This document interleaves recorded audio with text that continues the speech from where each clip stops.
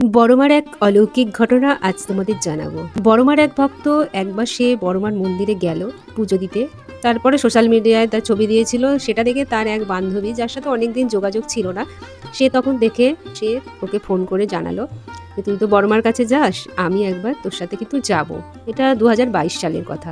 তারপর বললো ঠিক আছে, তাহলে বলবি কোন দিন যাবি। তারপরে দুজনা মিলে পুজো দিতে গেল, গিয়ে মা ফটোতেই পূজিত হতেন।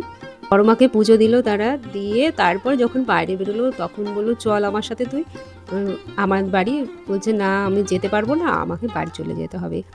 বলছে কেন? কোনোদিনও বলে না তার কাছে ফোন করলেও, কিন্তু সেদিনকে তার মুখটা দেখেই বুঝলো যে ভীষণ তার মধ্যে একটা কিছু কষ্ট আছে চাপা। তখন বললো তুই আমাকে বল কি হয়েছে। তো বললো যে আমার কথা বাড়িতে তো কেউই শোনে না, আমার কথার কোনো গুরুত্বই নেই। তাকে জিজ্ঞাসা করাতে তখন সে বলল এত সমস্যার মধ্যে রয়েছি, বাড়িতে একটা ভাড়াটিয়া বসিয়েছে যে 12-13 বছর হয়ে গেল, তাকে ওঠাতে পারছি না কোনোভাবে।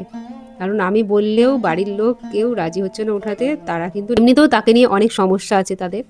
যাই হোক, তখন তার খুব মনটা খারাপ হয়ে গেল। বড়মা সেই ভক্ত তাকে বলল যে তুই বড়মাকে একবার মন দিয়ে ডাক, দেখবি বড়মা ঠিক সাড়া দেবে।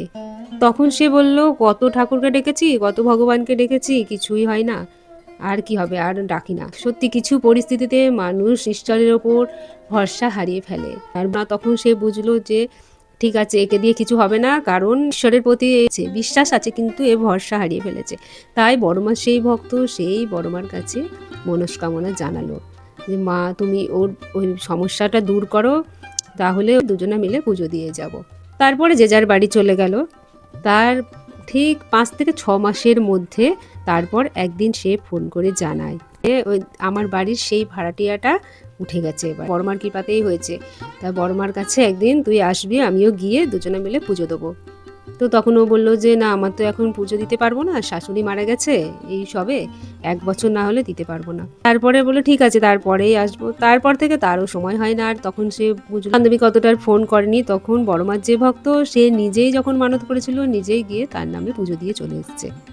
তাই আমি বলবো যে বড়মাকে মন প্রাণ দিয়ে ডাকলে আর অন্তরের ভক্তি দিয়ে বড়মাকে মনের কথা জানালে মা কিন্তু কখনো খালি হাত ফেরায় না। তোমাদের সাথেও যদি অলৌকিক কিছু ঘটে তোমরা জানিও, আমি সেটা ভিডিও রূপে সবার মধ্যে জানাবো। বড়মার অলৌকিক ঘটনা জানতে ও বড়মার মন্দিরে নিত্য নতুন আপডেট পেতে আমার এই সবার বড়মা চ্যানেলটা সাবস্ক্রাইব করে রেখো। বড়মা সকলের মঙ্গল করুন। জয় বড়মা জয়।